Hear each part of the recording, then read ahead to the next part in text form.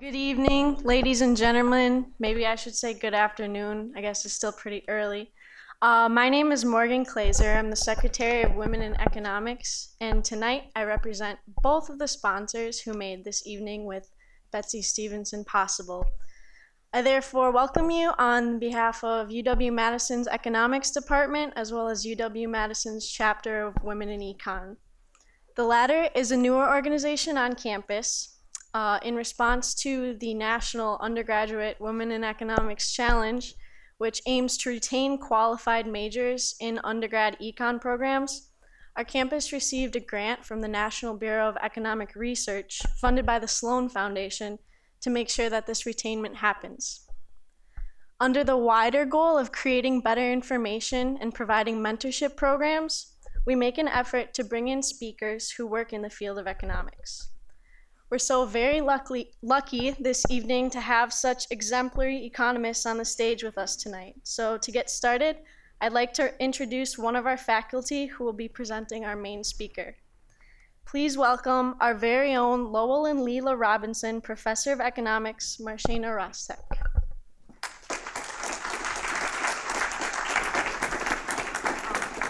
Thank you, and thank you all for being here.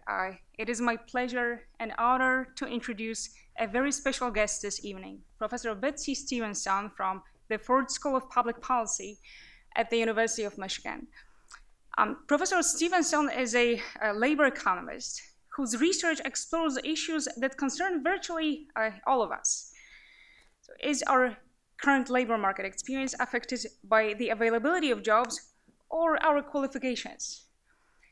As many countries are becoming richer, are we as citizens getting any happier? Data shows that this is not the case. Why not? And what can be done about this? What constitutes a family? How has the notion of a family changed over time? Has legislation been adapting sufficiently to allow a modern family to achieve its full potential? Professor Stevenson has challenged the way we think about these and many other subjects through her academic work at Wharton, Princeton, and Michigan, her editorial appointments, and public policy work. She has served as the chief economist at the Department of Labor and a member of the Council of Economic Advisors within President Obama's administration. Her research has been extensively covered and discussed in many outlets, including the New York Times, Bloomberg, NPR, and Twitter, to mention just a few. Particularly remarkable is the fact that all of these accomplishments have been completed within just 15 years, since 2001 when Professor Stevenson received her PhD in economics from Harvard. Just imagine where she will be 15 years from today. If we look a bit more closely at why Professor Stevenson has been such an important voice in both academia and policy, we notice her commitment to making a change. We see that her research tackles subtle policy issues, such as unilateral divorce laws, racial progress, the subjective well-being of various groups in a society, and reasons why top colleges fail to recruit good students. And we also notice the forward-looking approach she maintains. She has frequently pointed out that some of the traditional ways of thinking about the core policy issues do not apply today, and that by adapting our policies, we can all become more productive, more successful, and happier. Now, with so many students with economics majors in the audience, I cannot help but highlight that Professor Stevenson has influenced the way we think about policy by applying some of the key ideas economics has developed, and indeed by further advancing them. One of my favorite quotes from Professor Stevenson is from her time at Wellesley when she first encountered economics. She said, "The truth is, it was for me a really natural way of seeing the world. All of a sudden, ideas I had expressed before that had seemed sort of nutty made sense." Professor Stevenson has acknowledged how both her academic and policy work have been shaped by the aspects we love so much about economics. It gives us a systematic, almost universal way of thinking about so many questions in the social sciences, and the powerful methodology that comes with it. She is known for advocating the application of economics in everyday decisions and life-changing choices and to inform our policies. we will see some of that today. Without delaying the lecture, we've been waiting for so long. Please join me in welcoming Professor Stevenson.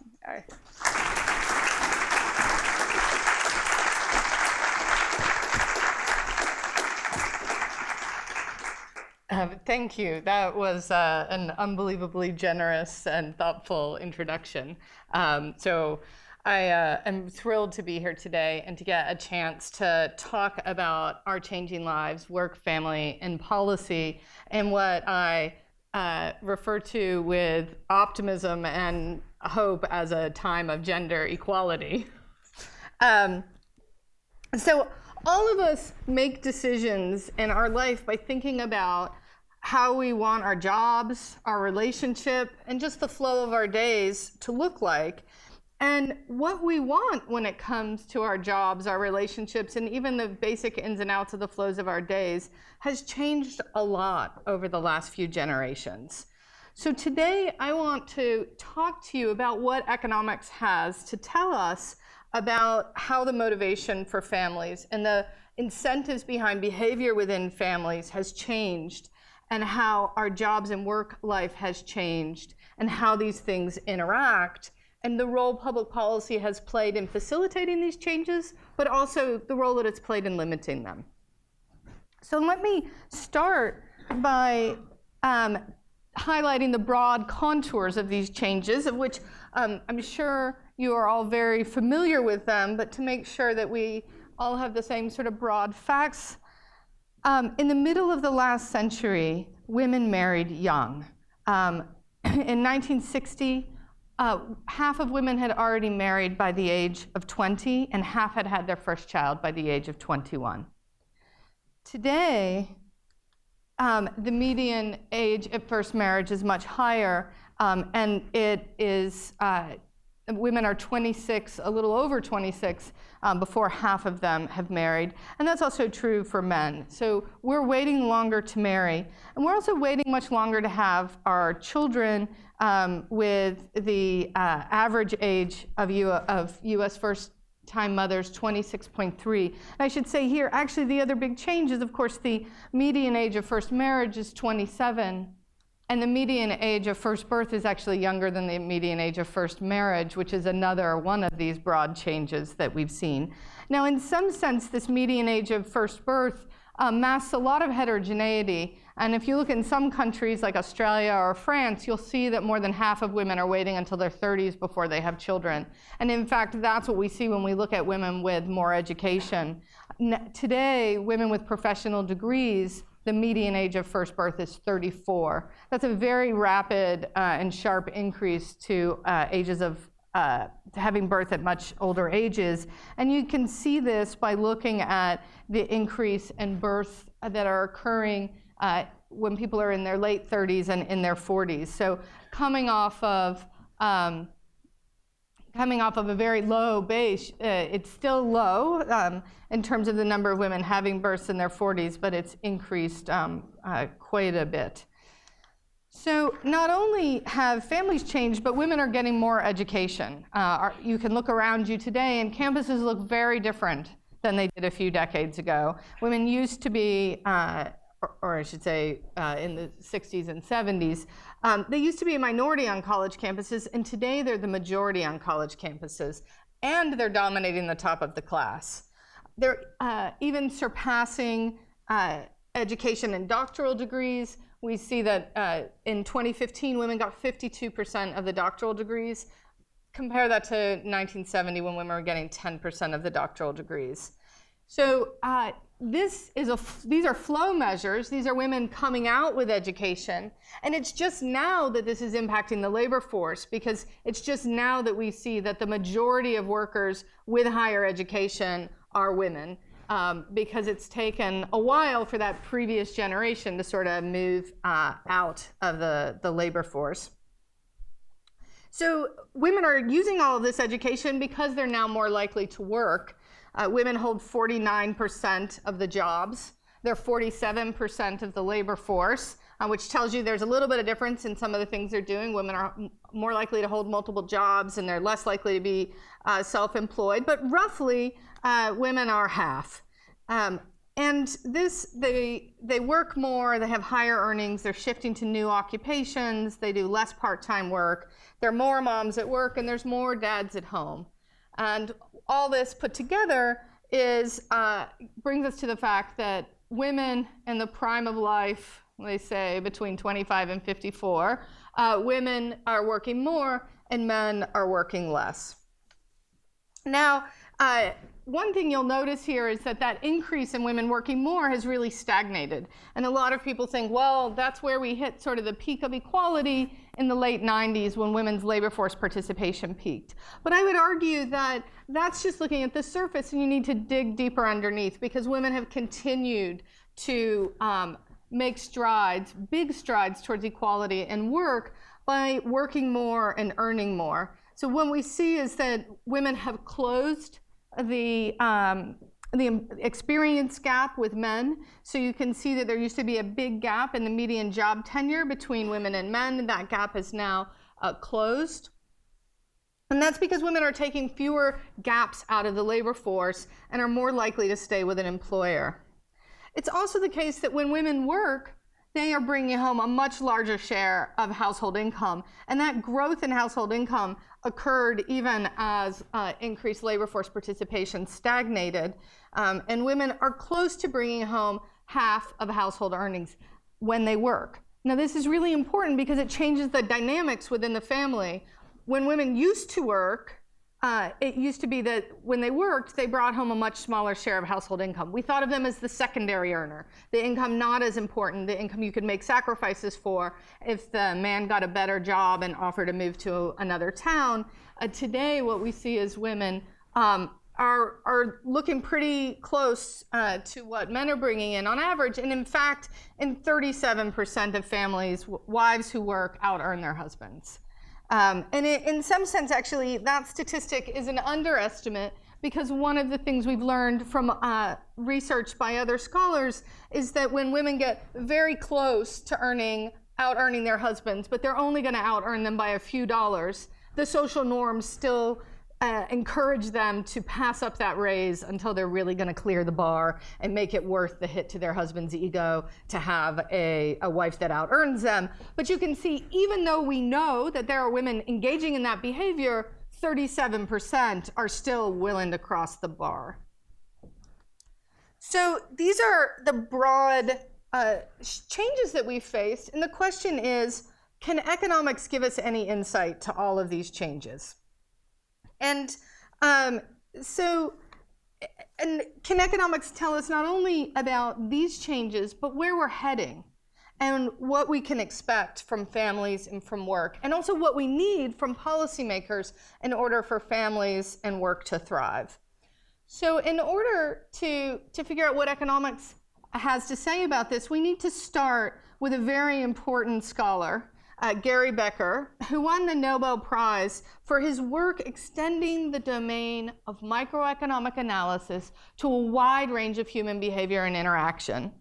And one of those big insights was that the tools developed in economics to help understand how people make decisions and respond to incentives were just as useful in understanding how people decide what job to take as they're useful in understanding how people decide who to date. So that insight that we can use the same tools and the same way of thinking to understand family formation and matching among couples as we use to understand matching among workers and firms. So Becker, his question was, why do families form? What are the incentives that lead people to form families and to pair off as couples?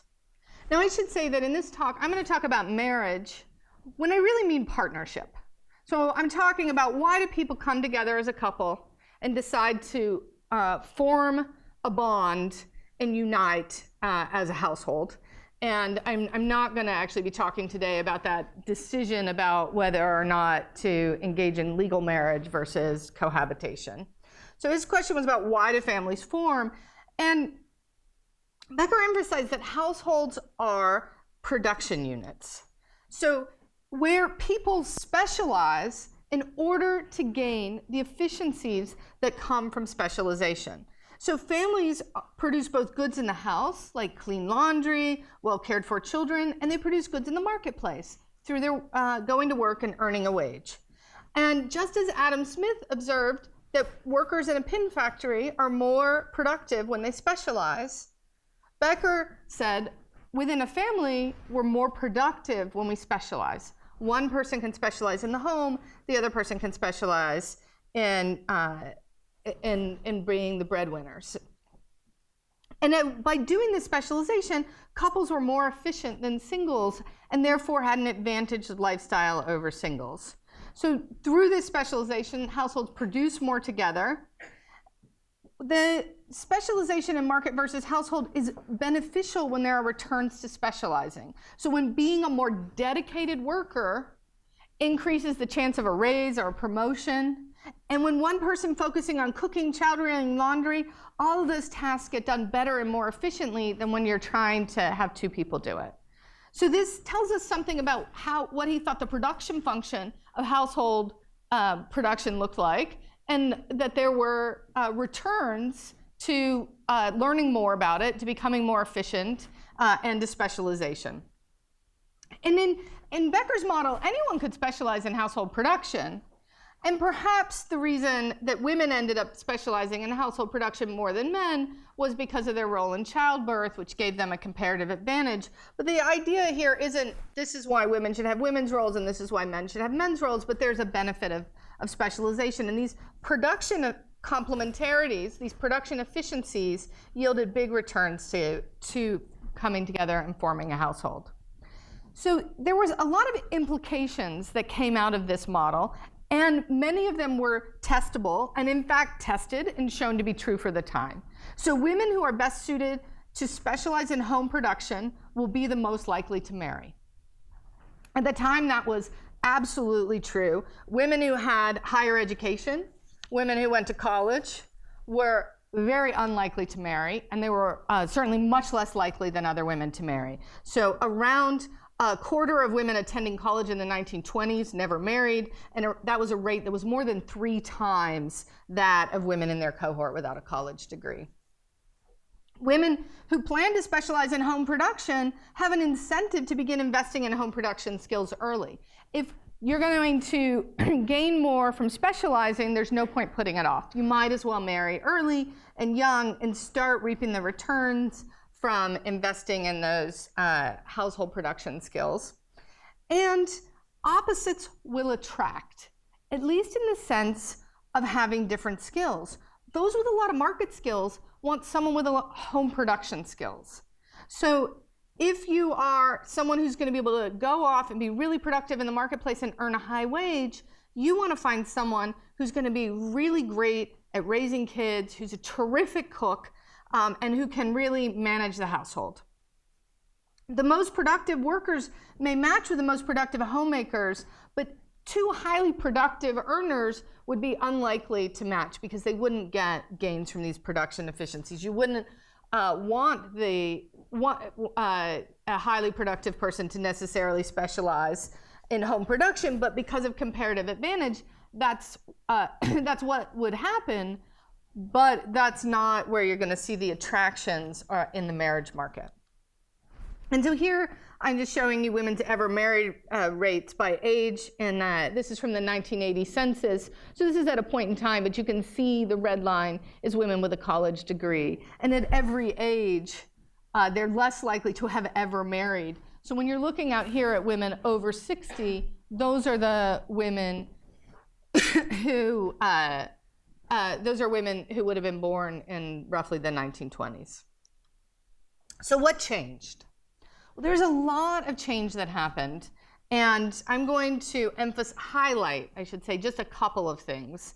But they fall into 4 categories: policy changes, legal rulings, which are policy changes, but separating out sort of legislative changes from Supreme Court decisions, technological changes, and increased access to trade.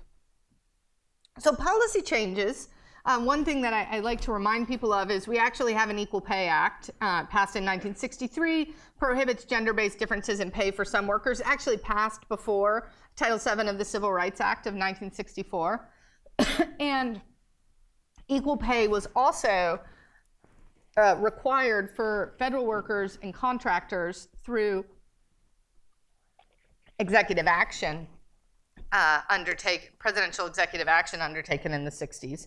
So this idea that presidents take executive action to extend policy to federal workers and federal contractors is something that's been going on for a very, very long time. The modern day equivalent of that is President Obama took executive action to extend paid sick leave to federal contractors. So we had the Equal Pay Act in 1963. It was extended in 1972 to cover white-collar workers. Title VII of the Civil Rights Act made discrimination in the workplace based on sex illegal. Title IX made discrimination in any aspect of education illegal, including sports. That's one that I've spent a lot of time doing research on. And so I'd like to just stop for a minute and tell you that a lot of what happened with these policy changes was that people weren't 100%, when I say people, I should say policymakers, weren't 100% certain of what they were doing. When Title IX passed, two of the women who were leading the charge understood that there was nothing that exempted sports, but almost none of the male members of Congress did realize that. And after they passed it, one of them said, of course this doesn't apply to football. And one of the women said, you should read it because there's no exclusion for football.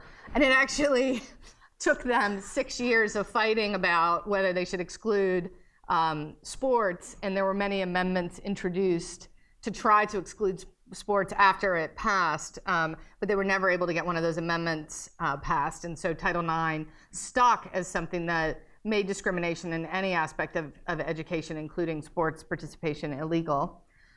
And divorce laws were changing around the country at the state level, changing the nature of bargaining within families, giving more power to those who wanted to exit a marriage.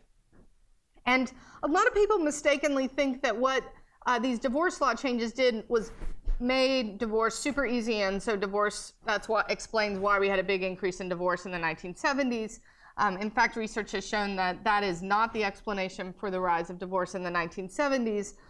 What it did do was change that nature of bargaining within families. And so it changed people's incentive to work. And we're going to come back to that in a minute. A lot of these policy changes, they put rules on the books, but rules are only as good as they're enforced. So I would just like to say that there are still aspects of these rules today that there are violations of. So these things aren't perfect. And but they do start to change things. There's also legal rulings, the Supreme Court decisions in the 1960s and 70s that gave all women the right to access birth control and the right to seek an abortion. Supreme Court decisions in the 1960s give children born out of wedlock legal rights. Prior to Supreme Court decisions, many states did not recognize children born out of wedlock as really being having any equal standing under the law. They couldn't, say, bring a wrongful death suit if their parent was killed because they weren't recognized as having any legal standing. They couldn't get child support because they weren't recognized as having any legal standing. So Supreme Court decisions overturned those rules and gave children born out of wedlock legal rights. And in fact, the only right that children born out of wedlock continue to not have is you do not have the right to U.S. citizenship if your if you have a U.S. father and you do not claim access to that citizenship by the age of 18. That is the only right that children born out of wedlock do not have, is if you live abroad and your father is a U.S. citizen and you don't seek the right to your U.S. citizenship before the age of 18, you may not get that. So those are legal rulings. And then there's technological developments. The development of appliances that substituted for skill in the home, like washing machines and dishwashers. These appliances not only substituted for skill in the home, but they were unskilled bias technological change. In other words, it didn't require much skill to operate them. There wasn't big returns to specializing in learning how to load a dishwasher, for instance. Improved birth control, such as the birth control pill, increased control over fertility. New packaging techniques reduce the cost of preparing and distributing pre-made foods. We often take things like vacuum packs and Tetra boxes for granted today, but these are big new technological innovations that have made it possible for you to buy soup that's made halfway around the country. Or I recently purchased a Spanish tortilla made in Barcelona that was available in my local Michigan store. This combines actually two things: the technological developments that allows it to get to me fresh and increased trade. So people like to blame trade for lots and lots of things, but very few people have put together the fact that increased trade actually reduced the benefits of having a specialized homemaker, because it reduced the cost of goods that were substitutes for home production. And it increased the cost of having a specialized homemaker because it leads to increased productivity and market work, which makes the opportunities outside of the home even greater. So we put those things together, and all of those work together to change the benefits of marriage by decreasing the potential for production efficiencies in marriage. So what those things did was women's opportunities outside the home rose. By increasing the amount they could earn, because discrimination had come down, because they had better access to education and birth control so that they could invest in skills early on. Because we were having big increases in productivity in the economy, so workers were becoming more productive. All of those things increased women's opportunities outside the home in the marketplace. As the outside option gets better, the decision to forego that outside option becomes harder or more costly. And so that increased the cost of having women specialize in home production. At the same time that the cost of having a specialized homemaker was rising, the benefits to having a specialized homemaker was falling. So the increased availability of substitutes for home production, the decrease in the cost of substitutes because of trade, all decrease the benefits of having a specialized homemaker. Technology substituted capital for skilled labor in the home, reducing the returns to domestic work. And then divorce laws increase the incentives for women to invest in their options outside their marriage. So what did unilateral divorce do? It's not that it increased divorce. It's that it increased women's labor force participation by encouraging them to maintain their options outside of the marriage, because not just because their husband might leave them, but because that's what generated bargaining power within the marriage. So all of these changes came about and led to the inevitable, the things that we've seen: less work in the home, particularly by women. So home production fell between 11 and 12 hours a week for women, while it rose for men by about 4.5 hours. There's more market work for women, even those with young kids, and a decline in marriage. But if you think about how much the returns to the Becker-style marriage have declined, the real question is, why didn't marriage decline more? So to think about why marriage didn't decline more, we have to think harder about what are the returns to marriage. So Becker had emphasized production complementarities, but there's two other categories to think about. One is public goods. My watching television with you doesn't diminish your experience watching television, and we can think of children as a public good, where when I'm spending time with my children, it's okay, in fact, even great when my spouse is there enjoying time with the children. And so being with your kids in a public park, both the kids in the park are a public good, but the kids are a public good particular to your marriage. So if the other way to think about this, and what I've emphasized in my work, is the rise of consumption complementarities as generating marriage. So Here, the returns to marriage don't come from opposites attracting, from specialization, from going in different directions and building the pot of our relationship, but it comes from enjoying the fruits of our labor together. So I enjoy our children more when I share it with you. It comes from the pleasure of consuming together. It comes from the pleasure of we both like to play tennis. We both like to watch the same shows. We both like to go on vacations to have the same type of vacations. We both have the same vision for our retirement, when we want to retire and how we want to spend our time. We both have similar visions for the flow of our days and how we're going to engage in them together. So there's argues that there's been a shift away from the benefits of production-based marriages to consumption-based marriages. So consumption-based marriages increase the benefits of shared public goods within the marriage, increasing consumption complementarities within marriage, and increasing marriages of equal partners sharing production inside and outside the home. What we see is specialization becomes more narrow or even non-existent. So narrow, you might have one person who manages all the other doctor's appointments while one person pays all the credit card bills, while another person manages the mortgage. Or non-existent. There's few returns to specializing in loading the dishwasher. And so maybe you take turns on that. So the new model of marriage has people sharing tasks who look a lot more alike, to the point that this new model of marriage is one of the things that has allowed same-sex marriage to really blossom. Because the new model of marriage doesn't involve people engaging in very specific stereotypical behavior, but brings people who have common interests together. And with this type of marriage being with the growth of this type of marriage, I've argued that this is one of the things that allowed public perceptions of same-sex marriage to change so rapidly, because these marriages look a lot like heterosexual marriages today, where they looked very different to heterosexual marriages in the 1960s.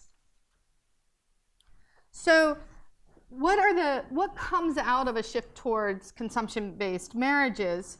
Marriage should become more common with those with more leisure time and more disposable income. People should increasingly marry people with whom they share common interests. Without stereotypical gender roles determining the benefits of marriage, marriage becomes more appealing to those not interested in stereotypical gender roles. And divorce should be less common among those with opportunities for consumption complementarities. The increase in the age of first marriage, particularly among those with greater market skills. So what have we seen? Well, the life cycle of marriage has changed. People are spending, what this graph shows you is the percent of people married by age. So this isn't ever married. This is currently married. And I'm showing you data in 1880 to 2014. And I've looked at all of this data, many decades. And there are two periods that stand out. One is the 1960s, in which lots and lots of people were married in their early 20s and early 30s, and just highest marriage rates ever compared to any other period. But aside from the 1960s, the 1880s look a lot like the 1980s. And the 1980s, I don't have it up there, look a lot like the 1990s. And what you saw was sort of the share of people who were currently married peaked between, say, ages 30 and 50, and then started a slow decline, which reflects the fact that people are dying and they're not remarrying. So when they find themselves widowed or they never got married, they don't end up getting married. In fact, when I graduated from college, there was a very famous headline about how a woman over 40 who had never married had a better chance of being blown up by a terrorist than ever getting married. And it turns out that that statistic was just very backward looking. That for all the 38-year-old women that sort of were a bit horrified by that stat and wasn't sure what was going to happen to them, it turned out things were okay for them, because moving on through the 1990s, through the 2000s, We've seen that lots and lots of people have gotten married after the age of 40, some for the first time, some for the second, some for the third. And what we see today, starting roughly around 2000, is we've never had so many people married in their 70s and their 80s. Marriage is booming among older people, and that's because there's a lot of remarriage that goes on, a lot of churning, and a lot of people who are entering a marriage, as I said, either for the first time or a different time after the age of 50. And that's because they're not entering a marriage looking for production complementarities, right? They've already sort of figured out what they're doing in life. They're entering marriages looking for consumption complementarities, somebody that is going to share the rhythm of their days with them. So what else has changed? Well, women with a college degree are now the most likely to marry. We've gone from them being the least likely to marry to being the most likely to marry. And that's perhaps one of the biggest changes for women, is that marriage has become much more attractive for highly educated women. Same-sex marriage is now more accepted, and divorce has declined as people settled into their new model of marriage. And one thing I wanted to point out, consumption-based marriages, we see this in the time use data. Parents are working in the market. Women are working in the market more than they have in the past, but they're spending more time with their kids than they ever have before. So kids are not actually getting short-shifted. Their parents are spending a lot of time with them, but this is time, much of which I would argue is consumption, right? So you see both parents at the soccer game. Only one parent actually needs to take a child to the soccer game. When the second one's going, it's clear that this is a family activity that we might think of as leisure. So we see a lot more of that type of family activity.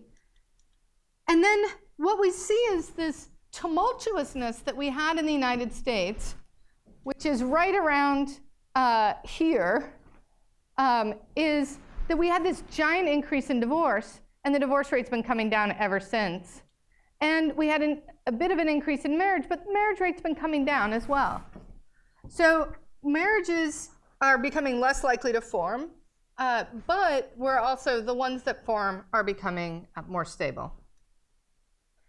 Fathers are now more involved parents. They're spending much more time on childcare, and they're spending more time on housework. And they've decreased the amount of time they're spending on paid work, but not actually by as much as they've increased their time in childcare and housework. So fathers are actually feeling the stress of working more hours per week when you put together their paid work, their housework, and their childcare. And that might be one reason why, well, I'll come back to that. So one of the things, from the survey data, we can see that people's attitudes have changed, but there's also differences in who thinks what about marriage. So production complementarities emphasize financial benefits, or the idea that you're going to produce more stuff together, but those without a college degree are 3 to 4 times more likely to agree with the statement, the main advantage of marriage is that it gives financial security. And they're also much less likely to marry. So it's harder to find those beneficial production-based marriages today. And if that's what you're looking for, what we see is people are less likely to marry. Women with a college degree are much less likely to say that. Only about 7% of women agree that the advantage is financial security. Women with a college degree have shifted from being the least likely to agree with the statement that married people are generally happier than unmarried people to being the most likely to agree with that statement. And since 1970, the percent describing their marriage as very happy has increased among college graduates and decreased among those without a college degree. So we're still in a transition, and I should have said, in the past, not every marriage was a Becker-style production complementarities marriage. And today, not every marriage is a consumption-based complementarities marriage. But what we're seeing is more tension in marriages that are not able to take advantage of some of those consumption complementarities. So the public policy has responded to changing public opinion by creating a set of policies that further shaped families and work in the 1960s and 1970s. They recognized that gender equality was important, and they continue to do so. But in the 1960s and 70s, the result wasn't intended to encourage marriages of equality, but that is part of what happened. And in marriages where both people work, marriages of equality, they're more likely to raise kids who enter marriages of equality. So this trend is continuing. And these interactions reinforce each other and are likely to continue the trend. But today's families are struggling with workplace norms and public policies designed for households in which one person's responsible for all the responsibilities of life outside of work. Raising children, taking care of aging parents, even waiting for the cable guy or the plumber person to come. There's no longer a residual claimant who does all the household responsibilities. And what this means is that people are increasingly saying that work-life conflict is a problem. And my favorite thing about this, of course, fathers are more likely to say that work-family conflict is a problem for them than women are today. 60% of fathers say that work-family conflict is a problem. And I think partially this is because fathers have been wrestling with this a little bit less. But nevertheless, it's risen a lot for everyone. The lack of paid leave plus tough punishment for taking leave is causing problems for women's labor force participation. Workers are not guaranteed the right to be able to take any time off, although state and local governments are changing this. And as I mentioned, President Obama changed this for federal contractors through executive action. Workers paid for paid time off through lower compensation. So we should point out, and most workers actually even understand this, the paid time off is not a free lunch, that it comes out of total compensation. But evidence shows that what they want is the confidence of knowing that they can take a day off for themselves or a child when illness strikes. Research has shown that women have greater, or mothers have greater attachment to the labor force if they're able to take paid leave, so they're more likely to go back to work. And women who take time out of the labor force pay in terms of lower lifetime wages, which are so significant as to make it worthwhile for many women to work for free. In other words, the costs of working exceed the wages they bring home when their kids are little. I want to just put up here what's happening in the US, and the research shows that the reason why female labor force participation has continued to grow in other countries while it's declined in the US is partially due to a lack of policies that support working families. So in conclusion, today's marriages thrive when couples have the time and money to enjoy shared interests. Policy can impact marriage in really unexpected ways. The increased opportunities to participate in sports led girls to get more education and to postpone marriage. I don't think any policymaker foresaw that. Increased free trade reduced the benefits of having a specialist homemaker. But free trade also helped propel marriages of equality. Technology replaced much of the work of housewives, and work, family, and consumption goods are all intertwined, coming together. And so the policies that do things like support families, reduce stress, will support marriages. Things like workplace flexibility, increased access to education, and even the minimum wage are things that can encourage marriage, not just making people better off. And policies to increase worker productivity may also encourage marriage by increasing the returns to marriages of consumption complementarities. So these policies that are aimed at improving how our workforce performs may also ultimately strengthen our marriages. Thank you very much.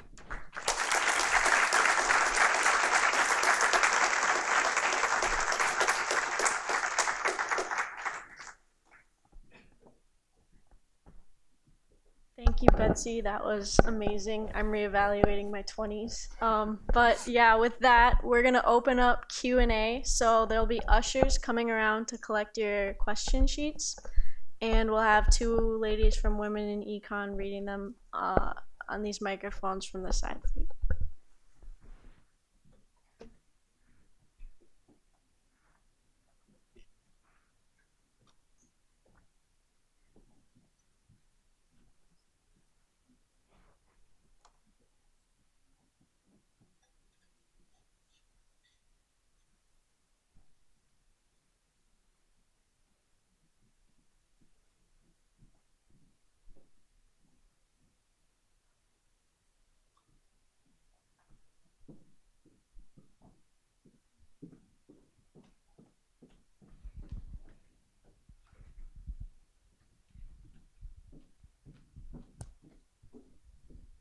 All right, so our first question is, what made you decide to pursue economics?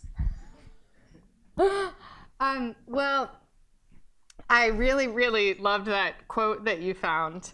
I might have been like one of the rare 16-year-olds to come home and tell my parents that it wasn't fair that I had to pay Social Security taxes because the benefit I got from them was much smaller than the benefit they were going to get, because this was clearly not in my highest earning years and therefore would not increase the amount of Social Security I would get as a retiree. So I understood both the tax rate, but also what was coming at the other end as a result. And that, I realized when my parents looked at me kind of baffled, was not a way that a lot of people thought about the world. And when I first took economics, I realized that being able to break things down in terms of the incentives that people face and how they would naturally respond to them, thinking about things on the margin, those were things that I did in my everyday life. And I will tell all of you who are studying economics, economics is super useful. You don't have to grow up to be an economist. You just need to make good decisions in your life as a consumer, as a worker, as in your family life. And economics gives you the tools to make good decisions, and that was something I recognized when I took my very first economics course.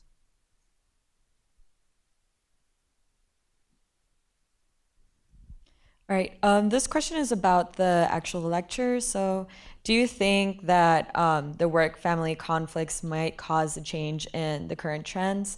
Or do you think policy and social norms will adapt to the current marital situation? So I think that work-family conflict is actually discouraging marriage. And it's one of the things that prevents people from getting married and having children when they want to. They postpone it. I've met lots of women who are very ambitious, who keep thinking, there's just not the supports for this in place. So, we've seen this in a lot of countries, like Japan or like Italy, where women have to choose between really pursuing their career and being sort of having more traditional views about how to be a homemaker. And what we see is fertility rates really fall. So what I think is that that's why it's, adapting is something that will help increase access to marriage for lots of people. I once had a policymaker come see me who said, we need to encourage people to get married so that they'll have higher incomes. And the idea was we were going to put advertisements on the side of buses that tell people that they should get married. And in fact, we did spend our taxpayer dollars doing that. And it turned out that didn't increase anybody's actual marriage behavior. Having the government tell you on the side of a bus you should get married didn't increase marriage.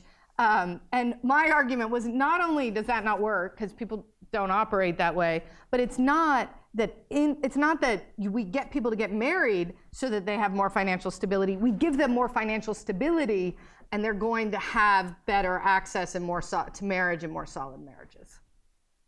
Okay. Considering the recent recession, did we see women losing equality in the job market like we saw with the Great Depression?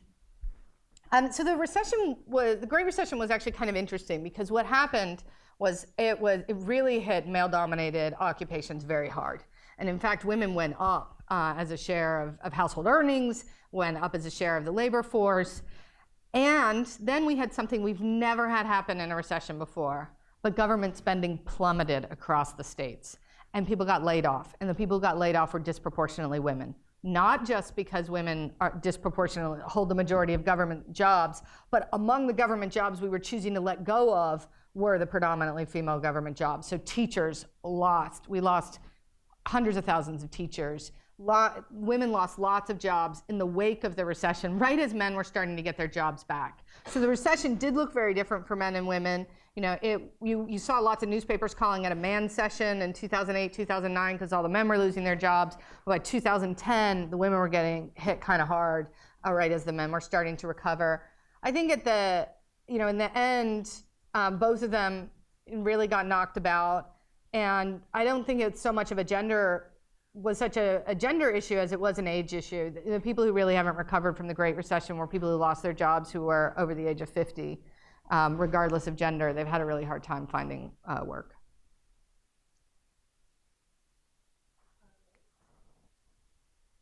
Oh, there we go.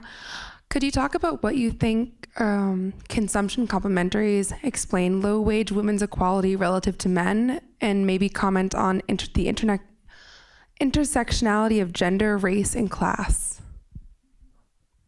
So, so I think there's a bunch of stuff going on. One is that women are getting more education than men, and that means not just at the bottom, but if the marginal person getting a degree who's trying to lift themselves out of a lower wage job or going to any kind of school, getting any kind of community college is a woman. And in fact, it's often a single mother. So a large share of people going back to school, trying to get some community college are single moms. So we see a lot of these women trying very hard to lift themselves out of poverty. And when you look at the work by someone like Kathy Eden, what she's found is a lot of these women would love to marry, but right now what they're doing is just trying to feed their families, and they don't want another responsibility for someone else to feed. And I think that's exactly what you would expect in a world in which marriages are mostly about consumption complementarities. She's not looking for a guy who's, she doesn't want to have to take on the financial responsibility of a guy who may not have much to bring home. And one of the challenges is also the fact that at the lower end of the wage distribution, there's some issues around definitions of masculinity, which means that at the upper end of the wage distribution, you see more men changing diapers than you see at the bottom end of the wage distribution. When they don't have work, you could think, well, why aren't they providing childcare? Why is the grandmother providing childcare instead of the non-working father? And so there's just some cultural challenges going on there. There are big wage gaps by race, and there are big class differences as well. And this is exactly the kind of thing that you would expect from changing marriages. So if you think about low-income families in the 1940s, they came together because they would produce more together and they shared what they had. And that's just not what we're seeing today. And I think that's because the returns to production complementarities aren't really there, and they don't have enough to grab onto. A really nice thing to test would be to see whether big increases in the minimum wage actually encourage marital stability, and I don't know the answer to that. How does America's tough paid time off laws, specifically no maternity or family leave, either positively or negatively affect our economy in comparison to Europe? Well, in comparison to Europe, it's kind of a hard one. I will tell you a very, very funny story about academics coming in to talk to President Obama. And a well-known scholar on family leave came in, and President Obama said, well, what is it that you want to tell me? And she's like, if we give people more than a year of paid time off, it could be bad for them. And he said, gotcha. Luckily, that's nowhere near the table right now. So we're talking about 6 weeks to 12 weeks. What we do, so I think it's relevant to think about, there are experiences we can learn from, there are experiences that we can definitely learn from other countries, and every other country in the world except for Papua New Guinea has paid family leave, so there's lots and lots of evidence. But we can also look at California, which has a paid family leave plan, and what we see is that women stay attached to the labor force when their time off is paid. So when they have, basically what paid leave does is gives them a path out, and most women can't keep working for the first week at least, let's say, or 2 weeks after having a baby. And if they have a path out and a path back in, they're more likely to come back in. We see that in California, we see that in Europe. We do see that if you give women, there are countries where women get so much time off that they can have 2 kids and be out of the labor force with paid time off for 3 years. That looks like it causes its own set of gender discrimination.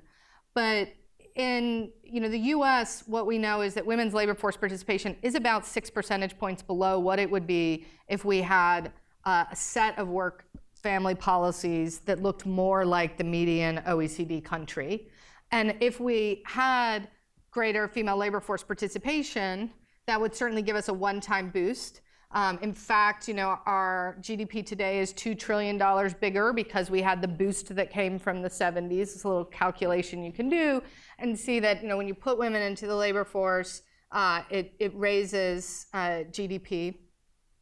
So there are definitely some benefits for adopting these policies for the economy. And I think some of them are about higher women's labor force participation, and some of it's about greater continuity. And some of it is just about greater well-being, which means that people are overall more productive at work. And that's the hardest thing. That's a harder thing for us to get a handle on. All right. When you say that college education makes more successful marriages than non-college educated couples, is it because of more economic opportunities that college education provides, leading financial stability in the marriage? Yes, that is basically what so what we see is that, again, the old world where opposites attract has sort of come to an end, and now we're in a place where likes attract likes. So women with college degrees are going to be able to earn higher wages, and then they attract spouses with higher wages, and they come together and they have both more money and time if they choose it to enjoy marriages of consumption complementarities. And so that it is the increased productivity and earnings potential that comes with more education that's making marriages of consumption complementarities more likely among college educated than non-college educated couples. Thank you so much for the lecture, for the discussion, and for being here. Let me also thank, on behalf of all of us, the women in economics and their leader, Susan Herring, who has been the soul and the heart of this event. So once again, thank you so much. Thank you for having me. It's been great.